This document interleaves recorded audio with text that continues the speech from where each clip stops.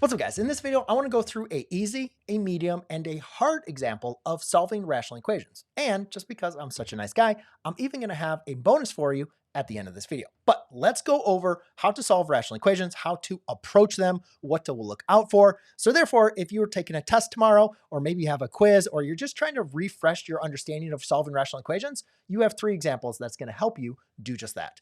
So the first one I want to go over is going to be our easy one. All right. And usually if I was like in the classroom, this would always be like the first example that, a lot of times I'd go in or start with my students.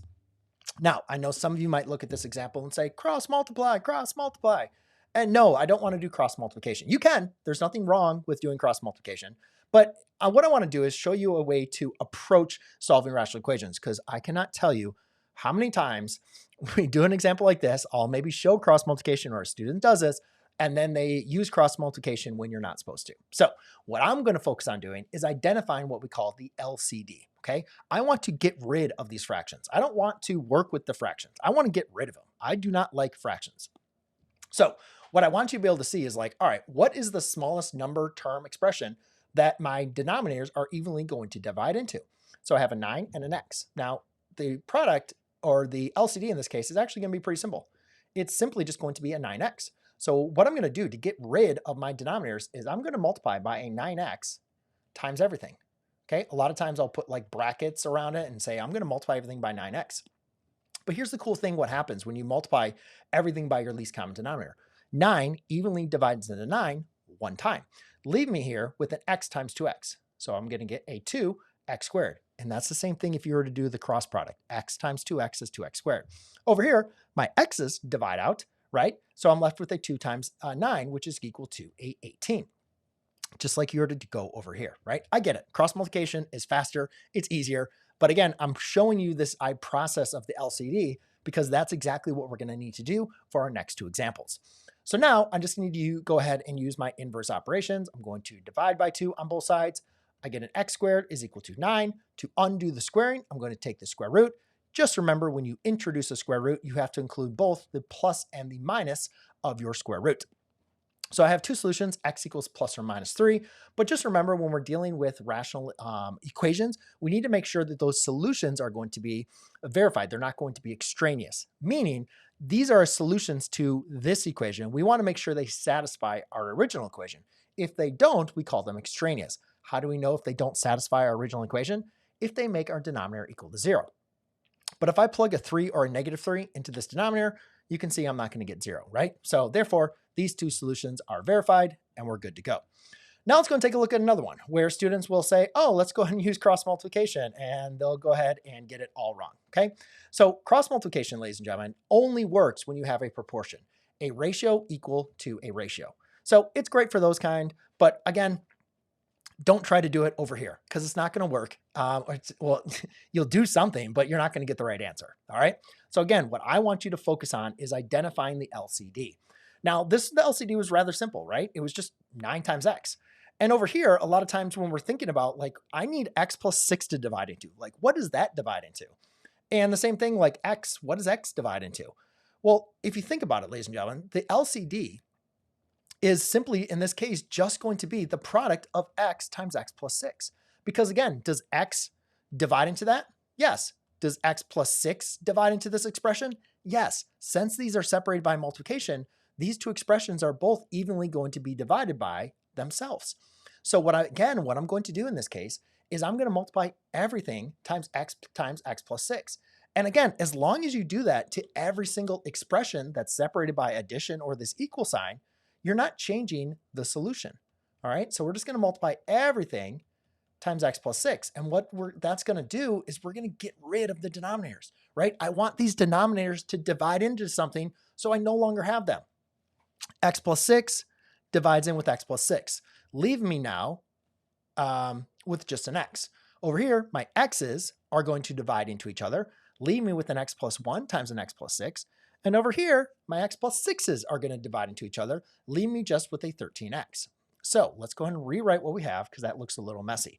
So I have a x times 1, which is just x. Over here, I'm going to have a x plus 1 times a x plus 6.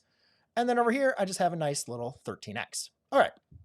So it's a little bit more difficult, right? Now you can see I have a binomial times a binomial. Make sure we need to multiply that out, which you could use FOIL, you could use think about distributed property, whatever may be the case. Let's see, that's going to be x plus, let's see, this is going to be an x squared. Again, I'm going to do the math a little bit in the head. 1 times x is 1x. 6 times x is 6x. That's going to be a positive 7x plus 6. So I did that math in my head, but you can multiply it all out on a side sheet of paper if you want. And that's going to give me a 13x. All right, let's go ahead and simplify this before I get to the next one. So x squared plus 8x plus 6 is equal to a 13x. Notice I have a quadratic. When we have a quadratic, ladies and gentlemen, we need to set it equal to 0. Once we set it equal to 0, then we can use factoring and the zero product property, quadratic formula, or even if you're feeling like a little spicy, you can do completing the square. I know most students don't like doing completing the square, which I agree with you. It's not really useful for solving. I would prefer factoring or the quadratic formula, but it is an option. All right, so now I have the quadratic x squared minus 5x plus 6, and I'm going to see, is this factorable? Can I multiply this? Yeah, I can do x minus 6 times a x plus 1 is equal to 0. So x equals a positive 6 and x equals a negative 1, right? I think I did all that good. No, that is incorrect. I factored that incorrectly. This needs to be an x minus 3 times an x minus 2, right? Geez, come on, Miss McLogan. X minus 3 times an x minus 2 is equal to 0. And the reason being is because, again, negative 6 times positive 1 gives you a negative 6, right? I was trying to find an extraneous solution, but either way, it wouldn't have worked. So in my case, now I can use the zero product property. X minus 3 equals 0. X minus 2 is equal to 0. So x equals a positive 3 and x equals a positive 2. But that's one thing students will look at. Once they understand how to find extraneous solutions, which, spoiler alert, we'll have in the next example, they immediately look for it. And so when you're thinking about, oh, I saw a 6, like let me try to create that 6 so it would be extraneous, you can quickly make mistakes. So try not to focus on that. Try to focus on solving your equation and then going back and verifying, hey, does 3 or 2 make either of my denominators equal to 0? In this example, the answer is no, so we don't have to worry about it. All right, so let's go through a hard one. This one is going to include an extraneous solution, at least if I did the math right, because I created this problem, and so I'm hoping it did. All right, x squared minus 1. Whew, okay. Love this problem. There's so many good things we can talk about on this problem. So I have 3x divided by x plus 1 equals 2 minus 2 divided by x minus 1. It's important to recognize here this integer can be written as a fraction with a denominator of 1. And now what we need to do is identify what is our LCD. Now, if you go back to the original problem, you just say, oh, let's multiply the denominators. Second one, multiply the denominators, right? So this one you might say, oh, I'm just going to multiply the denominators. And that's a great way of thinking of things, especially when you're trying to find the LCD of polynomials. But we also want to look for, is there something that they have in common? And to understand that, what we need to look at is simplifying our denominators if we can. Now, in this case, ladies and gentlemen, x squared minus 1 can be factored into an x minus 1 times an x plus 1. This is important because look at my other denominator already includes an x plus 1. So in this example, I'm actually not going to be multiplying my denominators. I'm simply just going to take this denominator, x minus 1 times x plus 1. Because does x plus 1 evenly divide into this? Yes, it divides into the x plus 1. Does x minus 1 times x plus 1 evenly divide into that? Yes, the exact same expression, right? So not always do you have to go ahead and just multiply everything back out, okay? Look to see if you can factor the expression and see if that has anything in common. Wink, wink, it often does with your other denominators. Then you can just utilize that. And then we have the 1, but obviously 1 divides into everything. So again, going through what we're going to do, we're going to multiply everything times our LCD. Everything times the LCD, because what we want to be able to do, oh, I think I did make a problem. Oh, that's an x squared minus 1. Okay, yeah. But also in my same case, I do not want to rewrite, well, I'll do that in that factor form, but I'm not going to write this in that factor form. That's kind of weird, right? I'll just rewrite this as the x squared minus 1. And then over here, I'm just going to write it as the x squared minus 1 as well, right? That's just the factored form. I just wanted you guys to kind of see that. All right, so now let's go ahead and simplify things out. Those are going to divide out. Nothing divides out over here. And then everything divides out over here. So I am now left with a 3x times x minus 1 is equal to a 2 times x squared minus 1, and then minus a 2. All right, so if I distribute this, that's going to give me a 3x squared minus 3 equals a 2x squared minus 2 minus 2. Subtract the 2x squared, get that over to the same side. So I'm going to get, and then let's add, no, we'll keep the 3 over there.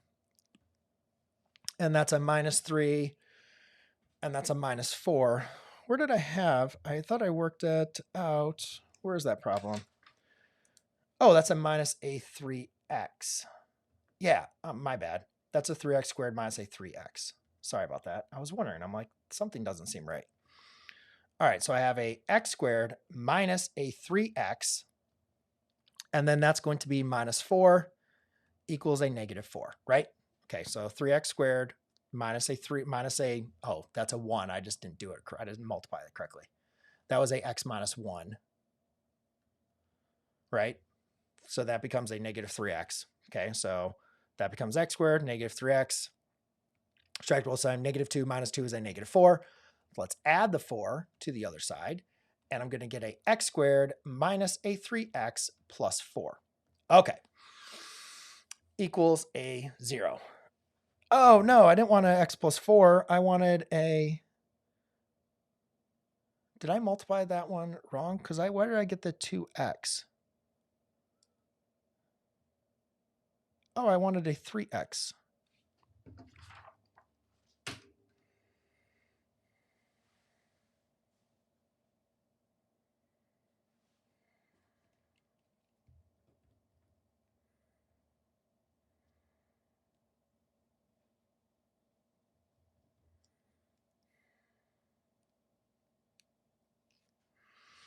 I need this to be a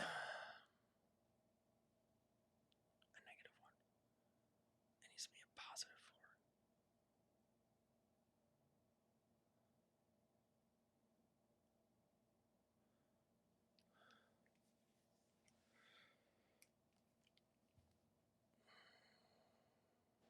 4. That should be a plus 6. Ah, okay.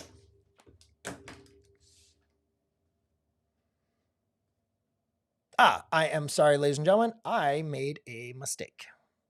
I knew I had something wrong. I looked at my scratch work and I was like, I am an idiot. I made a mistake. Let's go ahead and change that to a 6. Okay. So therefore, that should be a plus, and that's going to be a 6. So everything's going to divide out.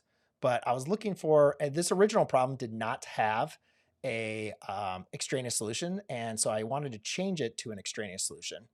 And I made a mistake on my math. So that's still an x plus 2, and that's going to be a plus 6. So that everything is still going to be working, but over here, we're actually going to have a positive 4. And you'll see why exactly what I'm looking for in this case. So therefore, that is going to be a, so I subtracted 2x, and that's going to be a plus 4. Okay, because I wanted to actually subtract the 4, and I made myself a negative. So now when I go ahead and subtract a 4 to both sides, I get a x squared minus 3x minus 4 is equal to 0. Now, run out a little bit of real estate, but I can factor this down. Let's go sideways here. I can factor that down into an x minus 4 times an x plus 1. Come on, Mr. McLogan.